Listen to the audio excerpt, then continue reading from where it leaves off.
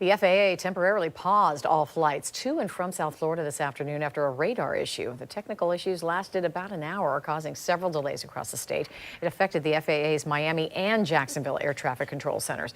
That's just the latest in a string of airline-related incidents involving runway incursions, heavy turbulence, bird strikes, even airplane fires. Tarek is joining us now after speaking with an aviation expert who says the FAA is planning on taking steps to ensure passenger safety. Tarek. Aviation experts we spoke with tell me, it kind of feels like America's on the brink of disaster, with new issues being reported almost every single day involving commercial passenger airplanes. We've learned the FAA is taking major action and planning a collaborative examination of all the safety risks that have presented themselves in recent months. Trouble on the tarmac this morning in Boston as two planes were involved in a minor collision. One plane bumping into another, clipping the other's wings while backing up at Logan International Airport. It's the sixth close call as the FAA investigates at least half a dozen other dangerous incidents at U.S. airports this year, including a near mid-air collision between a private jet and a JetBlue commercial airliner, the two planes coming within 565 feet of one another. Also last week, there was smoke in the cabin of this flight that made an emergency landing at Jacksonville's airport after a vape pen caught fire in the overhead bins.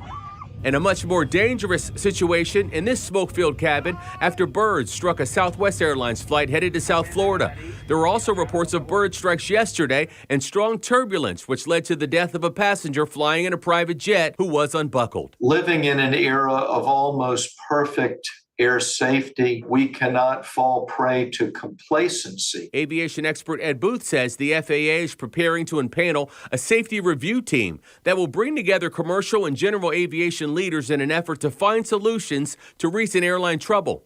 Booth says the most dangerous place while on a plane is when the plane is on the runway, pointing out that human error seems to be the common factor behind almost all the recent incidents. Booth says another concern is an influx of less experienced air traffic controllers after more experienced controllers, pilots, and staff members retired during and after the COVID pandemic.